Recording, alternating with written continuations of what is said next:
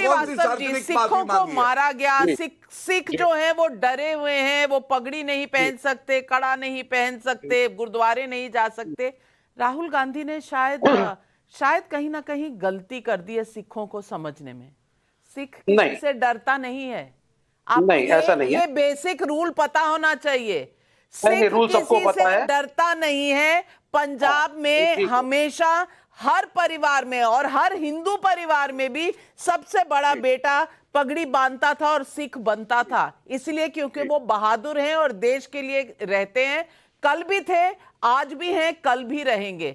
तो सिख को डरा हुआ कहने की अगर कोशिश राहुल गांधी कर रहे हैं तो ये निहायत ही गलत इमेज है और ये किसको भड़काने की कोशिश है, आज मेरा सीधा सवाल है। अब आप दो चीजें कॉन्ट्रडिक्टरी कह रही हैं कि साहब वो आप डराने की कोशिश कर रहे हैं। ऐसा कुछ भी नहीं है। राहुल गांधी एक सिख लड़के की बात का उत्तर दे रहे थे। बात जब वो कर रहे थे तो इस देश के हालात देखते हुए वो यही कह रहे थे कि माइनॉरिटीज को बचाना है और सिख भी माइनॉरिटीज में आते हैं। उन्होंने एक एग्जाम्पल दिया। आप मुझे बताइए, यहाँ पे जब जब जब पार्टनर का आंदोलन चल रहा था किसानों का, सर बोलने दीजिए, किसानों का जब आंदोलन चल रहा था तब किसानों को खालिस्तानी कहा गया। हम खड़े थे, 800 किसान मर गए। सिखों को खालिस्तानी कहा गया, हम लोग जाते थे सपोर्ट करने, हमें नक्सली कहा गया। बोला गया साहब ये तो देश तोड़ने की एक साजिश चल रही है। बाद में जब प्रधानमंत्री ने देखा दाल नहीं गलेगी सिखों के सामने तो माफी मांगी। आरएसएस का मानना है कि सिख अलग धर्म है ही नहीं, Sikh is a subset of Hinduism. इनसे क्लैरिफाई करवा लीजिए, संघ के बैठे हैं रतन चारदा, कि क्या सिखिज्म को आरएसएस अलग धर्म मानता है? Rahul Gandhi was only talking about the freedom and safety of the minorities which include Sikhs. और क्योंकि वहां पे बैठा हुआ लड़का जिसने प्रश्न पूछा था वो सिख था तो उन्होंने उत्तर इस हिसाब से दिया। कांग्रेस पार्टी 10 बार माफी मांग चुकी है। देश के प्रधानमंत्री डॉक्टर मनमोहन सिंह ने माफी भी मांगी और क्लैरिफाई भी किया और अपील भी करी। दिखा दीजिए, समय आ गया है कि हम आगे बढ़ेंगे। एक माफी दिखाइए। नहीं सब माफी मांगी है। आज दिखाइए। नहीं सुन लीजिए, सोनिया गांधी का स्टेटमेंट बता देता हूँ। पकड़ा जाएगा आज। सोनिया गांधी का स्टेटमेंट था, आई रिग्रेट बेनकाब करके इनका घिनौना चेहरा जनता के बीच में लाएंगे।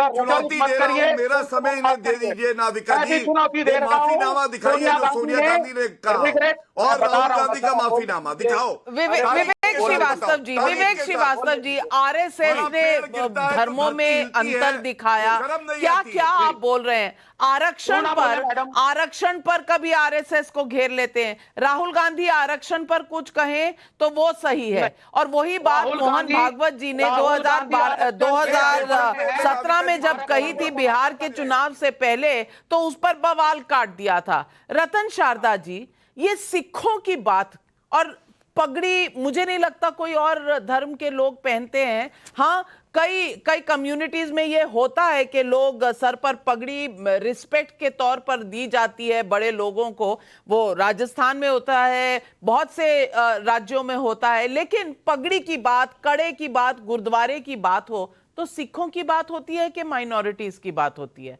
और जब सिखों की बात होती है तो राहुल गांधी के पास कोई औचित्य है इस मुद्दे पर कुछ कहने का? देखिए, मैं इस बात के लिए बड़ा प्रसन्न हूं कि आज विवेक श्रीवास्तव जो कम्युनिस्ट पार्टी के सदस्य हैं, कांग्रेस स्पोक्सपर्सन की तरह बात कर रहे हैं, तो कांग्रेस को एक और स्पोक्सपर्सन मिल गया, बधाई हो। दूसरी बात, इन्होंने कहा कि सिख व्यक्ति था इसलिए वहां पर उन्होंने सिख लड़के के कारण ही उदाहरण दिया। उससे गलत बात हो ही नहीं सकती कि एक सिख लड़का कोई प्रश्न पूछता है, उसको आप डराते, उसको एक तरह से खौफ पैदा करते हो कि भारत के अंदर आपको पगड़ी और कड़ा पहनना नहीं पड़ेगा। मैं पूछना चाहता हूँ कि 1984 में पगड़ियां किसने उतरवाई थी? 1984 में बाल किसने कटवाए थे? 1984 में कड़े किसने उतरवाए थे? और ये कहते हैं रिग्रेट और अपॉलॉजी में फर्क होता है। आप कहते हैं कि मुझे अच्छा नहीं लगा और 3000 लोगों को मारने के बाद में माफी नहीं मांगते। इसलिए मुझे ये ना बताएं कि रिग्रेट क्या होता है, अपॉलॉजी क्या होती है। पहले हिंदी इंग्लिश के पाठ लेकर आइए, उसके बाद यहाँ आकर जबान चलाइए। तीसरी बात, राहुल गांधी ने यूनिफॉर्म सिविल कोड के ऊपर साफ करनी काट ली। क्या वो चाहते सिविल कोड हो या चाहते नहीं हो? कांग्रेस के व्यक्ति ने याद किया गुजरात राइट्स को, वो भूल गए कि गुजरात राइट्स की शुरुआत गोधरा के अंदर हिंदुओं को बोगी में बंद करके जलाकर मारा गया था, उसके कारण हुआ था। और उस पर्टिकुलर केस में इन्हीं लेफ्ट, अरे चुप करो यार, इसी लेफ्टिस्ट लोगों ने कहा था कि वो हिंदुओं ने खुद से डब्बा अंदर बंद करके खुद को आग लगा ली। ये हमारे ऑपोजिशन के लोग हैं। ये विवेक श्रीवास्तव की पार्टी उस समय यूपीए में शामिल थी।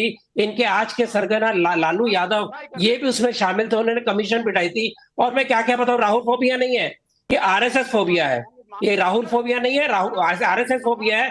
अमेरिका में जाके आप ये आरएसएस की बातें करते हैं, आपके कहने का मतलब क्या है? और आगे आप सुनिए कि ये व्यक्ति जो अमेरिका में जाके लड़ते हैं, मोदी ने जो कहा उन्होंने यहाँ के इलेक्शन में कहा, राहुल गांधी अमेरिका में कौन सा इलेक्शन लड़ रहे हैं भाई? और आपके सारे अपोजिशन लीडर कांग्रेस के लोग अमेरिका में प्रेसिडेंशियल इलेक्शन में क्या करने गए हैं? उनके वॉलंटियर हैं, उनके लिए लॉबिंग कर रहे हैं, क्या कर रहे हैं बताइए? फिर ये बताइए कम्युनिस्ट पार्टी से लालू जी को सरगना कहा। मैं कमलाकर त्रिपाठी जी, आपने इस पर ऑब्जेक्शन लिया था। मैं साफ कर दूं कि सरगना मैं किसी गैंग के चीफ को नहीं कहना चाह रही थी। अगर आपने ऐसा समझा तो मैं माफी मांगती हूं, लेकिन मैं पार्टी के चीफ के तरह उसको रेफरेंस कर रही थी। अगर शब्द गलत निकला है मेरे मुंह से तो मैं माफी मांगती हूं, लेकिन मैं कह रही थी कि वो लीडर ऑफ ऑपोजिशन है और कांग्रेस के सबसे बड़े नेता हैं। उस सेंस में मैंने कहा और यही कहना चाह रही। लेकिन सवाल मैं आपसे यही पूछना चाहती हूं कमलाकर त्रिपाठी जी, आरक्षण पर अगर मोहन भागवत कहें तो हाय तौबा, राहुल गांधी कहें तो कोई बात नहीं, और चुनाव में अजीज खान साहब कहें कि बीजेपी हार गई, लेकिन राहुल गांधी कहते हैं कि यहां पर चुनाव सही नहीं हुए। अगर सही नहीं हुए तो आप लोग तो रोज कोर्ट जाते हैं, आपके पास बहुत बड़े बड़े वकील भी हैं, क्यों नहीं चैलेंज किया चुनाव को? क्यों नहीं इलेक्शन को चैलेंज किया? 100 दिन हो गए हैं चुनावी नतीजे आने के बाद। और सिखों की बात पर मैं फिर से पूछना चाहती हूं, सिखों की बात पर राहुल गांधी कह रहे कि इस देश में पगड़ी नहीं पहन सकता सिख, कड़ा नहीं पहन सकता, गुरुद्वारा नहीं जा सकता। लंगर इतने लगे हैं हर गुरुद्वारे में, आप कह क्या रहे हैं? सोचिए तो।